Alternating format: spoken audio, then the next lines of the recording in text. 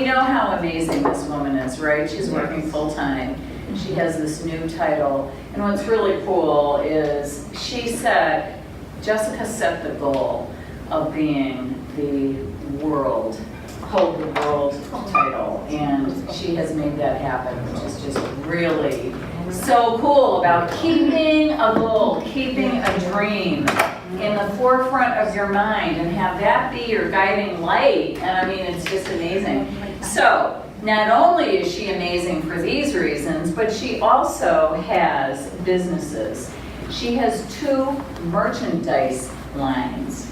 She makes oils and lotions. She has that business. She's a photographer. I mean, she's really amazing. So we're really excited just to talk about how do you really start your own business. And I know that Jessica is going to have wonderful tips for us. And Jessica will email an outline of all that she's going to be talking about. So make sure that you sign in, and we'll use that for email addresses. And we've got a lot of people, I think, on the phone. So I'm just asking the people on the phone to shoot me a quick email that you're on the line, and I'll make sure that I forward that to Jessica. And I also want to just throw out there, since this is a PEP, a Personal Enhancement Program, and a Women's Initiative Network Program, I'm putting out here that any woman in here who is not a WIN member, there's an opportunity, there's a separate sheet to sign up, and we have evening events and some women-only events throughout the year. And in 2019, our focus is going to be on financial resources, really building ourselves up financially. And then we also just have a lot of fun wine and cheese events. So that's always good. So anyway, I'll be welcome. Thank you. With that kind of introduction, I don't know if it's that, you know, I'm awesome, or maybe I just can't sit still. One of the two. But I do like to take control of a lot of the things that I do, and so that means being able to research it and do it the right way, which is what I did with my own business plan. So I have about 5 or 6 pieces of paper up here, and this was everything that I researched, all the notes that I came up with when I first started to do this. And I had to do this on my own because I sent out a couple of emails to a couple of friends that I have that have their own business, have their own location, they have employees, the whole shebang, an actual running facility of business. And I sent out an email to a couple of those friends around November 15th, I think this was 2016, and I never got a response from any of them. And I just said, you know, hey, I started this, and I bought this, and what am I missing? It was very short, just how can you help me kind of a thing. And I didn't get a response, which was kind of upsetting because, you know, I'm always about helping people and helping them do their thing. And so it took about a month or so. On December 27th is when I finally had all of my paperwork together. So it took a while to get everything together. The problem that I was having was that a lot of times when you go and you search for these things, you put in LLC, you put in EIN, you put in Reg 1, which that probably sounds really foreign right now, but we'll get to those. There's all of these websites that say, hey, pay me and I'll do it for you. They don't really explain how to do it. They don't explain where to go. They don't explain what resources you need. They just say, pay me and we'll do it. Well, you don't have to pay these people because you can do most of this stuff on your own for free. So one thing to keep in mind is that when you start to design a business and get your business plan together, there's a lot of things that are going to be on the creative side and a lot of things that are going to be on the very structural, yes, no, black and white kind of side. So that's just something to keep in mind because there's a lot of do's and don'ts, and we'll go over some of that stuff today. So we're going to start with the basics. And what I want to do is we're gonna have a business. So I'm going to be looking for some help here when we start to come up with some of the ideas. But we're going to start with the basics. The basics are a lot of the hard yes, no, black and white kind of structured things. So I mentioned LLC, I mentioned EIN, and I mentioned Reg 1. Those are your three main things that you need to start a business, to start a legal, on paper, documented business. Your LLC, that is your business birth certificate. That's an easy way to think of it, okay? Your EIN, that is your business social security number. You need that. And then your Reg 1 is when you register your business for your state, and that's gonna help you out with a few different things. So let's start with the LLC. The LLC, you have your articles of incorporation, and like I said, that's like your birth certificate for your business. That's when you go and you pick a name and you figure out, and it doesn't have to be an LLC. There's a ton of different things that you can form your business under, a corporation, sole proprietorship. LLC is when you're starting more so of a smaller business, and that's what I used. So when you're looking for websites that are going to give you information, you want to go to the .govs and the things that come from the Illinois government website, because everything else is probably somebody trying to sell you something that you don't need. So let's start with naming our business. What kind of business are we going to have? Somebody give me some ideas, something specific. How about some using real estate? Real estate. Okay, so we have a real estate business. Now we need a name for our real estate business. What's the name for our real estate business going to be? Anybody? Somebody in the back row. Not even looking. RJO Real Estate. RJO. Okay, RJO Real Estate. So Might be a problem. Might be all right. Might be all right. So this is one of the pages from the Illinois, Office of Illinois Secretary of State, and it has information about the LLC that you'll need, and it also has a search button. So this is going to help us search to see if there is anybody that has that name. They spell real estate. Is that right? Yep. Permit. With a space, yeah.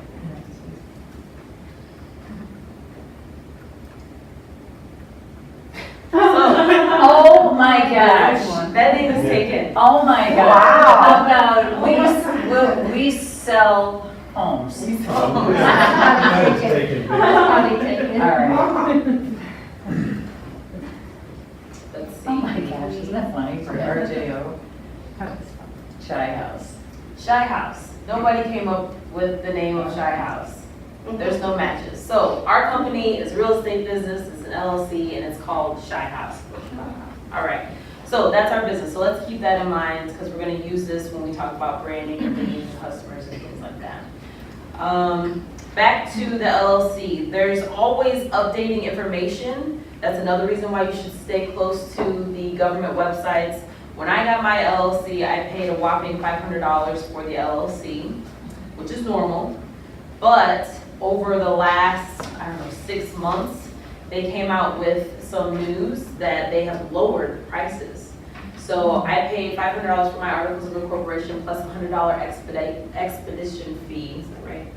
Expediting fee, so that they can process it rather quickly and then get you your documentation. Now the fee is $150, so it is ridiculously less than what it used to be. So you add on your $100 for expediting, and there you go. Now somebody else would probably charge you another fee on top of that just for them filing that for you when you can do it yourself. All of the documents and all of the that you need for starting your business, they're all online, and you can submit them online. You can mail them if you like, but most of them are online, and you don't have to send anything through the mail. All right. Fees have changed. So you'll pay a little bit more for like processing fees. Like I literally went through and wrote down all of my notes from when I was going through this. Now, so we have our Shy House LLC. So when I did my business, I got McCaskill LLC, but I figured since I'm doing a million different things, and let's say I wanted to do my butters, which is called True Dawn Oils, I might get rid of that one day, and I might have a photography business, which I call something else. So you can have a DBA, doing business as. Some of you guys already know this because we do a lot of stuff But doing business as is just using a second name that doesn't really, it kind of gives you a disconnect from your LLC name. And that is gonna be $150 a year. And that's also something that you could search for, something that they'll give you the status of somebody else's name, that if it's not relevant anymore, then that's something that you'll be able to take over. But this is something that you can do on your own. You can make this purchase. They'll send you the documentation for it, keep all of your documentation, and then you'll be good. All right, so we've covered LLC. So just so I'm clear. Yes. You're Jessica McCaskill LLC. Yes. And you have True Dawn Oils. Yes. You're doing business as, so Yes. that is protected under your limited liability Yes, corporation. it's all together, yes. All right, so from there, we'll talk about the EIN. And I'm saying these in a very specific order because you can't jump from one to the other in the incorrect order, because they're gonna ask you for this information. So you can't start your registration for your business and do that first, because they're gonna ask you for your LLC. They're gonna ask you for your EIN name. So if you haven't registered with that information, then you can't continue with that. So your EIN, is going to, sorry, have a lot of paper up here, is your employer identification number. So it's kind of like your social security number. You have a number that's actually associated with your information, and it's going to help you with your tax accounts. It helps you if you have employers. All of this information is something that you're gonna have to need when you're doing opening your business account, hiring people, applying for business licenses, and filing tax returns. So it's the government's way of knowing who you are, basically. Any questions about your EIN? All right, and then you'll need your Reg 1. So Reg 1 is just a fancy name for registering your business with the Illinois, or with the state of Illinois. Also, depending on where you are, I know some of you guys drive in, so some of you guys are from like Indiana, there's different rules for every state. So some of these may be the same, some of these rules may be tweaked a little bit, you may be paying less, you may be paying more. But if you're looking this information up, just be prepared to make sure that you're looking up based off of the area that your business is going to be in. All right, so your Reg 1. Your Reg 1 helps to identify your business. So it's gonna ask you, what kind of business are you running? Are you selling certain things? They're gonna ask you specifically if you're selling tobacco or alcohol, things like that, because you're gonna get taxed differently based off of those things. But the same thing, when you apply for this, it can be online, and it's gonna be very quick. And from there, they'll send you an email, and you can literally start a business on paper, probably within 2 weeks. You do one thing, you submit it, pay for it, you get the paperwork back, you can do the next thing, and go on from there. All right, so we're gonna start with branding. All right, so our name is Shy House, right? We're real estate. Sorry, we did this for the start of branding. So when you're branding your company, you want to make sure that everything is consistent. You want to make sure that no matter what it is, if you're a hairdresser, if you have a certain smock, you want to make sure everybody has the same color smock. You want to make sure that your lotions or your oils or your business cards or your flyers or your email, your website, they all have a uniform look. Your employees have a uniform look, uniform colors, and you want to integrate your message. So when you're branding yourself, you can almost, or your company, you can almost think of your company as a person. What does this person like? What does this person not like? What do they do? What do they try to spread with their message? It really all falls into kind of the same thing that you do for yourself. What values do you have? What qualities do you want to share with your business? So what is something that we could put under Shy House? Do we have any specialties? Do we have anything that is different, a niche that's different from somebody else's realty? We sell in one day. Goodness. Okay, 1-day sale. All right, so that means that we're quick, so that means we're gonna definitely be online. We have to have all of our documentation online. We have to make sure that everything is accessible online, so that would be social media, Instagram, Facebook, any other kind of social media that you can think of. We have to have working cell phone numbers, working text messages, everything has to be quick. So that's the message that you're saying when you say we sell in 1 day. Does that sound about right for the branding?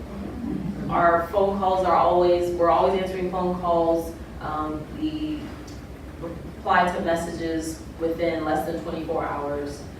That's the kind of branding that you have to associate with your company when you're creating it. So it takes a little bit of brainstorming when you're coming up with this stuff. The paperwork is easy. Once you figure out what you want to do and where you want to do it, and you have the money to do it, that's easy. Then when you start to get into your values and your taglines and being consistent over every outlet that you're making available to people, that's where it gets a little bit more difficult. I mentioned some social media. So we're Shy House. So immediately you would want to go, once you've gotten your LLC and they've approved your name, that's when you want to make sure that, well, beforehand, you want to make sure that the website, the URL is available. You want to make sure that the Facebook, Instagram, Twitter names, whatever outlet you're going to use, you want to make sure that those are available so that you can be uniform. You don't want to be Shy House 1 here and the Shy House 12 in another spot because it's hard for people to find you. And we'll talk a little bit more about that when we talk about bringing in the customers. If they can't find you, then they're not going to use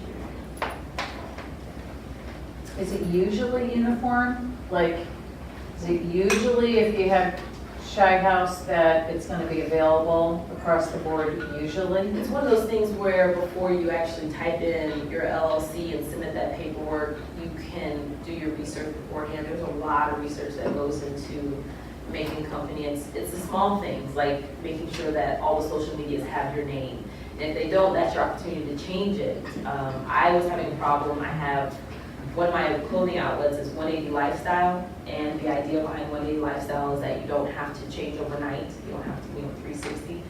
It's just you're gonna do things in your own way, and we just want you to turn from the direction that you're going and to start your path in the right direction. So 180. So looking for a URL, 180 Lifestyle was taken. 180 the numbers and then lifestyle, so I was putting like dots and dashes and all kinds of things in it to see if they had the URL available, and then from there I looked to see what was available on social media. So I did a little bit of that before actually starting the process, and I had to change some things because I think I had like a dot and then I changed it to a dash. It was crazy, but that would be some research that you have to do. Still talking about branding. When you're developing different things, now we're talking about visual things like taglines or logos. That also has to be consistent. You know, are you going to use a tagline? Are you not going to use it? Is it going to be on every logo?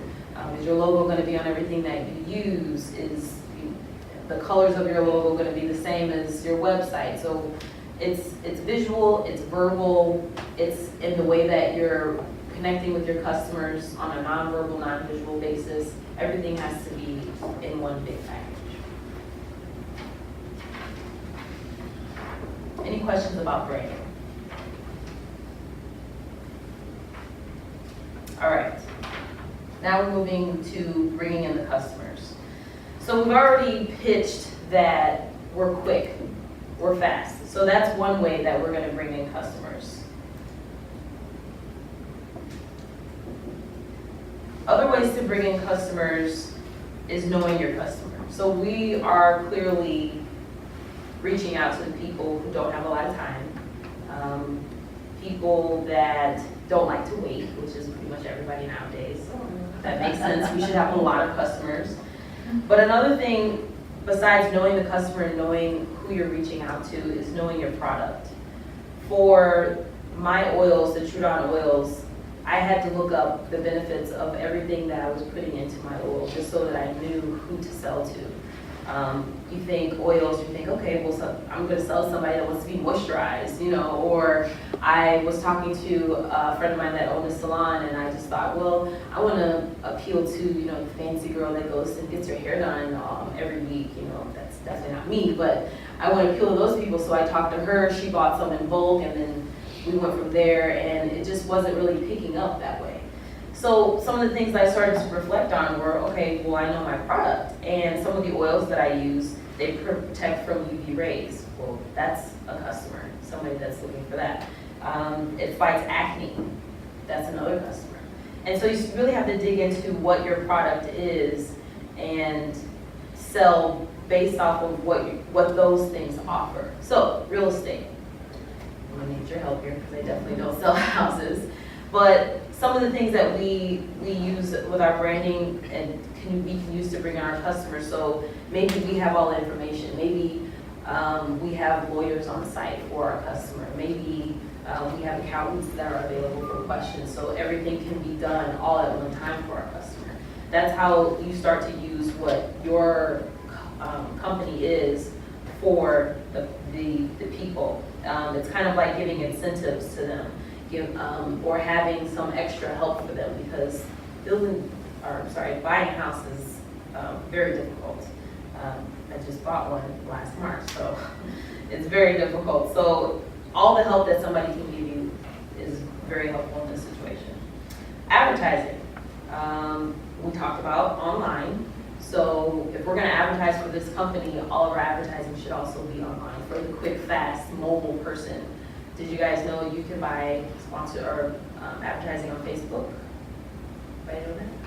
Did you know that? Instagram.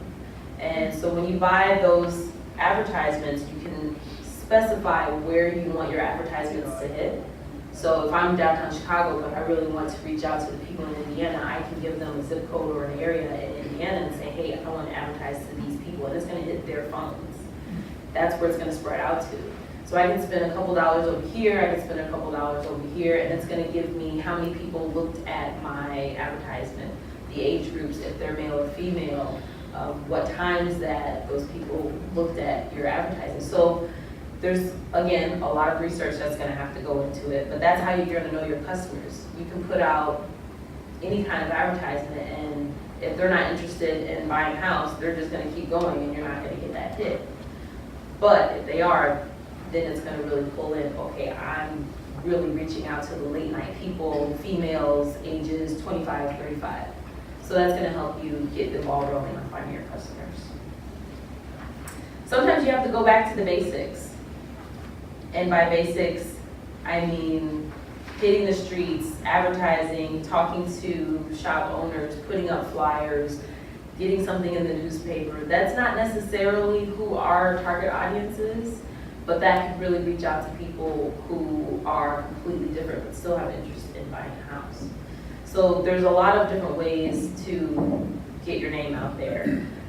Something I researched said get in the news. I don't know how easy it is to get in the news, or I mean, maybe you can find some kind of way to reach out for your community, and that way you'll get on the news. And there's a lot of like few moment segments that they talk about, oh, this news, something in the community, and they're helping. So that's different ways that you can work on that.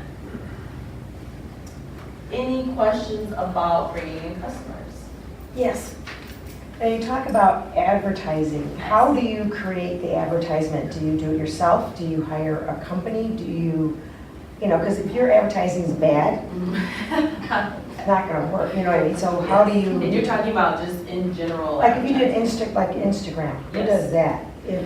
How do you create that? I see ads and they're like videos and all this crazy cool stuff. Yeah, your advertising can be anything from a picture to a video clip. Me personally, you guys saw the True Dog Oils website that I have up here. So I'm a photographer, so I took these pictures. I went to Michael's and I got baskets and pieces of random wood and little mesh things. I got all these random jars. And I try to set up pretty and take pictures. And so sometimes it's trial and error. I had never done a product shoot like this before. And I think I was shooting from a setup and tear down and continue to set up and tear down. I was probably shooting for about an hour. And then that's how I got my pictures, my own pictures, and I'm saving money on that. So sometimes it's trial and error. For Team McCaskill, I have a couple of photographers on my team and videographers, so they'll do the documentary kind of video clips of me talking to people or working out. So they're on our payroll, so that's something you're paying for. So that's something where you can, or you can reach out to somebody that might be in your network. Hey, let's barter this for that. You know, sometimes this is the creative side of things. Like, okay, I need pictures. How do I get pictures? Do I know somebody? Can I do it myself? Can I use stock photos online? So this is where the creativity comes in for your business and figuring out how to maneuver. Another question? All right.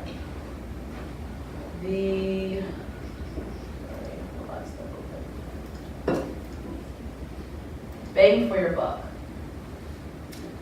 So for real estate, this is a lot different than most of the stuff that I'm doing. So I'll give you examples of how I'm getting bang for my buck. First of all, let's talk about taxes. When you have your own business, you can write off a lot of stuff, but you gotta be very careful of what you're writing off. Some of the things you can write off are professional development activities. That's very vague, but make sure it's correct because you can get audited and that's going to be scary. Employee educational training, lodging, travel, meals, and they say things like reasonable, so they're being vague again, but don't go out and have a steak dinner every weekend and say, oh, well, I was educating myself. That's not going to work. They have a deductible dozen. Some of these I've never touched before, like insurance premiums, so I'm not going to touch on that. But deductible dozen, home office. If you have a home office, I have an accountant and she deducts based off of my square footage and does the math for how much I was paying in rent at my old apartment, how much I was paying for my utilities. She had a system where she would deduct, okay, well, this is for your home office, so we're gonna write that off. Other equipment as far as like computer equipment, software, furniture, if I need a new desk, if I need to buy Microsoft Word, if I need to buy computer things, headphones, a new cell phone, if I'm using it for my job, it's deductible. Mileage, so you'll have to be very specific about things like mileage. Write down when you get in the car, this is mileage. When I got to my destination, this was the mileage. The more specific you are, the less trouble you're going to get into later down the line. And sometimes it's not necessarily trouble, it's just, you know, the IRS doing their job, but it's really scary when you get those letters in the mail. I've gotten them before, and then I hand them to my accountant and say, thanks. And it was just more so a miscommunication or details that they need. So it's very important to keep everything written down or keep copies of everything that you have so that you can explain it later, because you're not going to remember taxes from 2016 and what you wrote off and why you wrote it off and why it was okay. So keeping it all in a spreadsheet or some kind of documentation is best. Travel, meals, telephone charges, whether it's your telephone bill, things that you, accessories for your phone, your actual phone, case, things like that. Those are things that you can write off because you're using it for your job. So taxes are a big part of getting a lot of that money back at the beginning of the year. One of the harder things is keeping track of everything. I have an app called Wave Receipts, like Ocean Wave Receipts. And it lets you take a picture of your receipts, and then once it takes the picture, it can read it, and it says, oh, this is your receipt for Michael's for this amount on this date. And so it gives you the visual, and then it also has the text version of the receipt, and that's something that you can use when you're documenting your information. So every time I have something, I take a picture of it, and then I don't have to worry about it because it's saved in that app. And then I can, at the end of the year, when I get my taxes ready, I have that to look back on. Like I said, I have an accountant, so I'm putting everything into documentation. I keep all of my receipts as far as anything I bought on Amazon, all of my bills. I have a lot of packaging for my branding. I was using specific packaging, things I bought in bulk, website information. I have URLs that I update every year, the hosting information for those websites, all of that, keep it in your email, save it, because those are things that you can write off. When you're getting bang for your buck, I mentioned packaging. There are a lot of times when people will just buy, they'll go somewhere and say, oh, I'm getting this from Amazon and this looks good and I'm gonna get that. But Amazon is charging you an arm and a leg. And if you look for wholesale prices, like for my oils and butters, I have specific jars that I use, 4-ounce jars, very specific for what I'm trying to sell and how I want things to look. So on Amazon, I can probably get like maybe 10 of these for, I don't know, maybe like 25 bucks or something like that. It's a really ridiculous price. And when I go on wholesale, different websites, they're probably less than half of that. And a lot of this is gonna go towards your branding as well. For butter silk, my colors are black and gold butter. So the jars are black, the actual butters, they're gold. My business cards are black. Everything is in one unified presentation. But for the bang for your buck, if you're buying these items at, let's say, $5 a jar, something like that, then you have to sell it for an extra $5. So you're selling it for $10, and you're probably overpricing your item just so you can make a profit. So if you're buying these jars at $1 a piece, and then you're still selling it for $10, your profit is increasing majorly. So you have to look for a lot of wholesale items. You can get discount codes for when you're buying your URLs or for your hosting prices for your internet, for your website. And you have to make sure that you're not only thinking about, okay, how much did I buy this item for, but how long did it take me to make that? How long does it take you to go through somebody's paperwork when you're a real estate agent to make sure that they have everything that they need? Real estate paperwork is literally like hundreds of pages. So to go through that as a real estate agent, that's your time. A lot of lawyers, they dock by time. I'm sure real estate agents might do the same thing. So it's not just about, okay, how much did I buy this for and how much can I resell it for, but what is your time worth?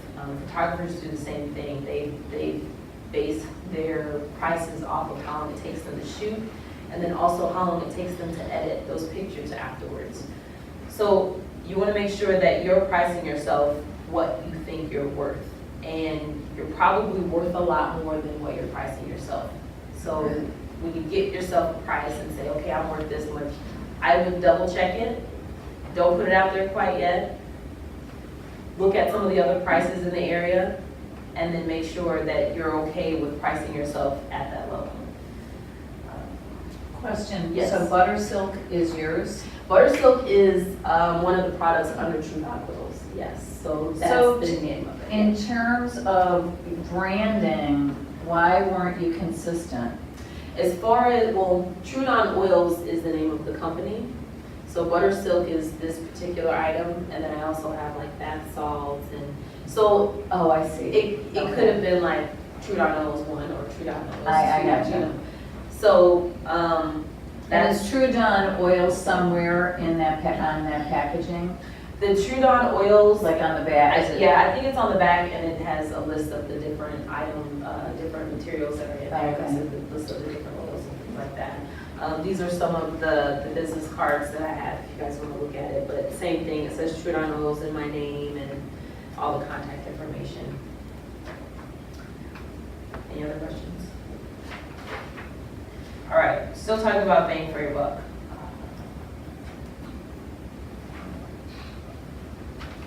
When you're pricing your items, another thing that you want to think about, this is not towards real estate, this is towards, but it can be. This is more so towards butter silk. You want to make sure that anything that you can label your product with that is any kind of specialty item, vegan, organic, homemade, those are things that are going to increase the price or the value of your item. So that's something that you want to highlight. If you're over 24 hours and you're a real estate agent, that's something that you can put somewhere for your customers to see, and that makes you more valuable because everybody else is closed on a Sunday, or they're hard to reach. So those things are also gonna help you get more bang for your buck when it comes to your pricing and how much you're pricing yourself at. We talked a little bit about social media with bringing in customers, the advertising, and your branding, making sure that your name is the same across all of your social media platforms.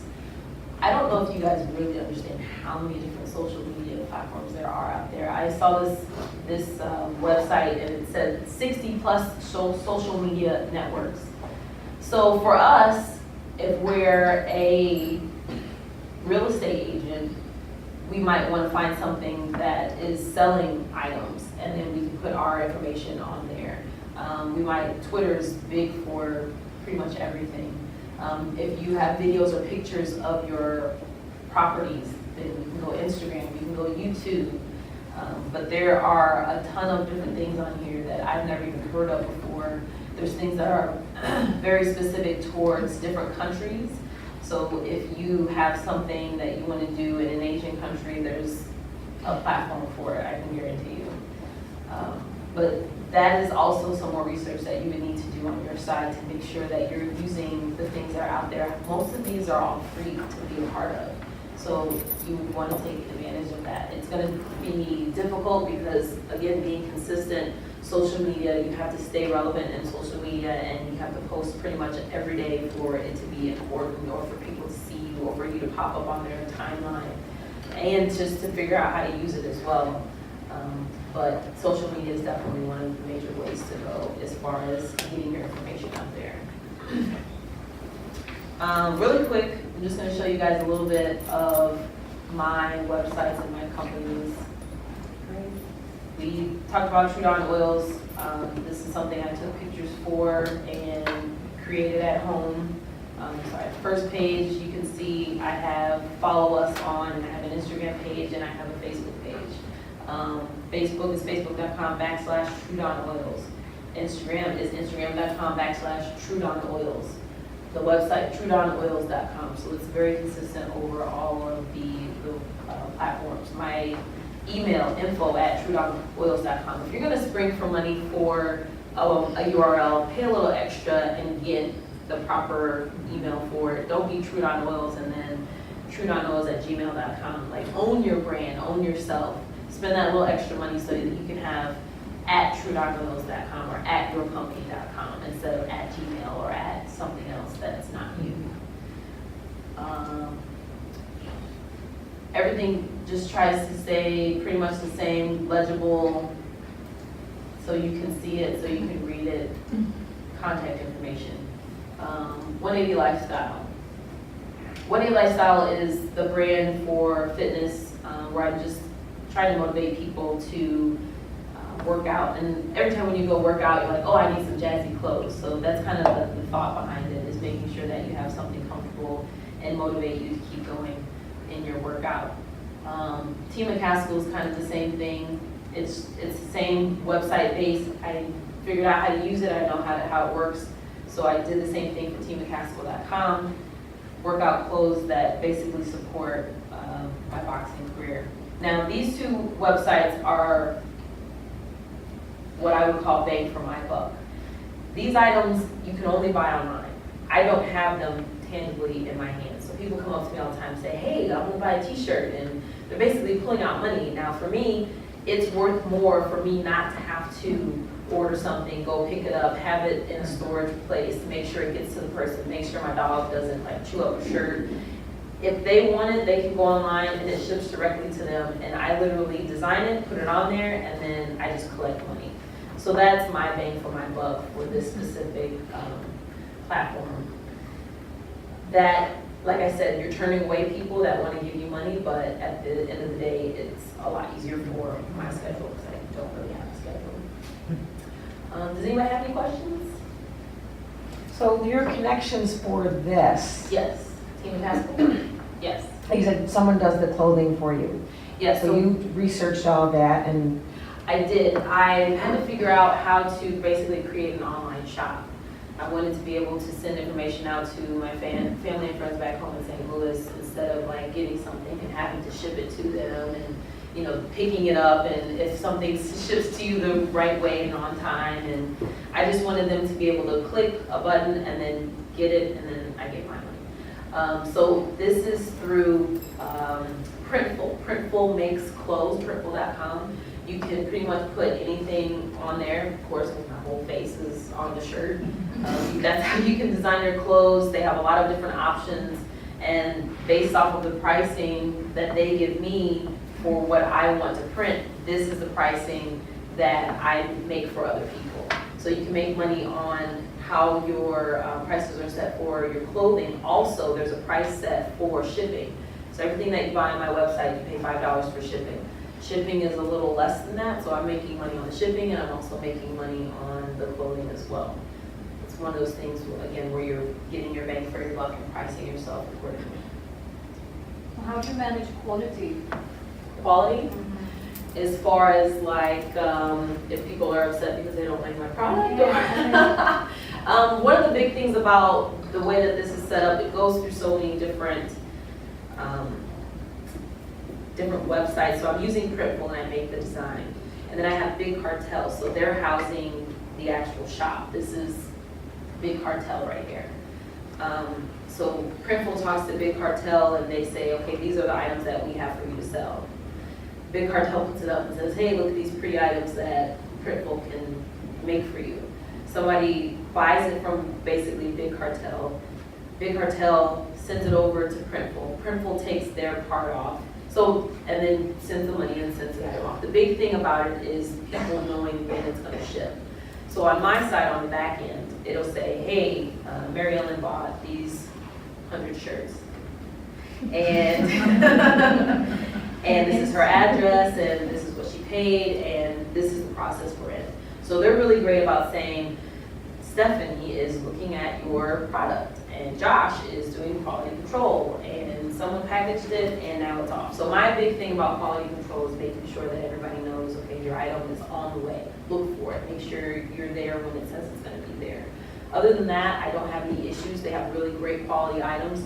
If they ever have anything new on their website, I buy it myself, test items, so I can see what the quality is. There's leggings on there. Ladies, we know the problems that we have with leggings. So I've bought a couple different pair and tested out my designs and even maybe sent some to a couple other people and say, hey, how do you like this? What does it feel like? Is it good? So I'm testing out before I send it out to the people that I want to sell it to. What if somebody wants to return something? I haven't had that problem yet, but I'm sure they would contact me. And They would contact you. They would probably contact the information that's on here on this website, which would be me directly. If they have a problem, I would probably just give them a refund, figure out how to do that. But I haven't had that problem. I've had this website for at least a year now, a year or more, and I haven't had any issues. They have good quality items. If they didn't, I wouldn't price them the way they're priced. So if somebody had thought that they were small but really needed a medium, so they wanted to do an exchange, they'd contact you and then you would contact your source? My distributor. The distributor? That's something I haven't researched. Okay. And I don't have traffic that comes through here as that much. Yeah. I mean, if it was something that if this was like my day job and I'm pushing clothes and I'm sitting out marketing, advertising, I really just send this out before bites and or people say, hey, how do I get a shirt? McCaskill.com. But the boxing really takes over a lot of my time, so I don't really focus on my other jobs as much anymore. But there is a solution to that. I know there is, because these websites have a lot of information, but it's just one of those things we have to research. Was it a helpful site that helped you to do the decoration for the pictures? Because I love them. Is it just one of your skills, or did you use like Pinterest or something helped you to For the pictures on the cosmetic products? that is just something that I did. Like I said, it was trial and error. And so if you look at if you were to Google skincare products or lotion or spa or things that bring your mind to the things that you want to incorporate into your pictures, you're going to see shells, you're going to see sand, you're going to see all these pretty things. So in my head, I was thinking, okay, I need some accent pieces. So I got some beads, I got literally some sticks, pretty jars, and just tried to form them in a way by the window that looked nice. And like I said, I probably took probably 50 to 75 pictures, and then I only use maybe like 10 of them. So again, trial and error. It's, again, research, looking up what other people have done, and not necessarily looking up to take their ideas, but to get motivation and inspiration. And approximately how much did it cost for you to do the website? And was it easy to find someone who can do it for a reasonable price? Yeah, the websites, when you do websites, they usually charge you an annual fee, and again, that's something that you can write off, so you want to make sure that you keep your information. I believe my annual fee for Wix.com is $100, Wix.com. URLs, I go through GoDaddy, they're usually like $7 to $14 a year, something like that. I have websites that aren't even, I think I have like McCaskill.com just because I wanted it and I didn't want somebody else to take it. So I'll pay that money to keep that every year, but that's something I'm writing off because it would be for business. But there are, you could literally Google web page hosting and it's going to give you a list, and you might have to do the research on specifically how much this costs. But Wix is one of the easier ones to use. This is, like I said, this is Big Cartel, so let's go back to Wix. This is a Wix website, and they have Flash, you see the pictures moving, you can say, they give you a template, you can work off of no template. So that's, I think user friendliness is the biggest thing that you're gonna look for besides price, because it's not easy to use some of these sometimes, and a lot of times they want you to put in your own HTML coding, and if you don't know how to do that, then it's gonna be difficult. Did you set sales goals and profit goals for something? I think I did set, when we did our goals, our vision boards and whatnot, I want to say I did set goals for this year for what I wanted to sell.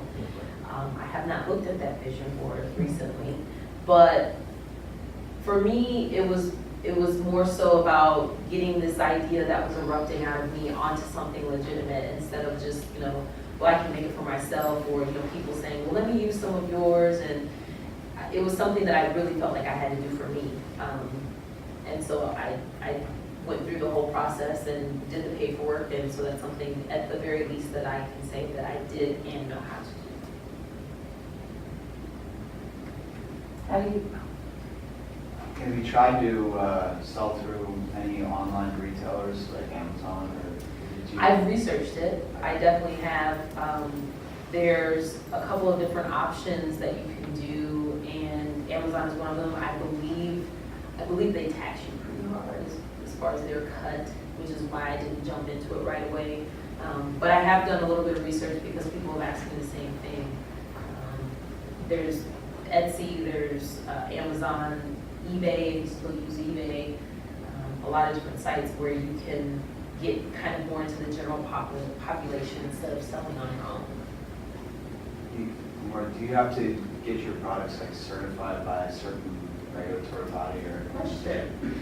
One of the things that I was urged to do is to buy insurance for the business. One of the good things about having an LLC is that it separates you and so me and RJO and my RJO paycheck versus the money and the LLC itself. So if somebody says, oh, this broke me out and my hand fell off, and they try to sue me, if you have an LLC, that protects you and your livelihood that you have outside of the business, but they probably sue the business for whatever. I do not have insurance for this. I haven't actually made any oils or any of my other products in a long time because I've been boxing. But insurance is something that if somebody is ingesting something or putting it on themselves, that is something that people definitely urge you to do. I don't think by law you have to have any kind of regulated anything, but if you're not insured, you're leaving yourself open. But your product have to be copyrighted or whatever. As far as like a recipe or something like that? Yeah. As far as I know, it does not. Okay. It does not, but you are supposed to divulge all of the products in your product. So on the back of the labels, it says you're supposed to put it in the level of, like I use 50% this, you don't have to say the percentage, but from highest to lowest of how much is in your actual product. Right, you don't want anybody to copy your product and sell it, but it's kind of hard to do in this industry. Exactly, Right. so you have to tell people what's in your product, and so by the fact that I don't have to say how much of what, that kind of helps, because if you do the mixture wrong, it doesn't come out the right way, so. Right.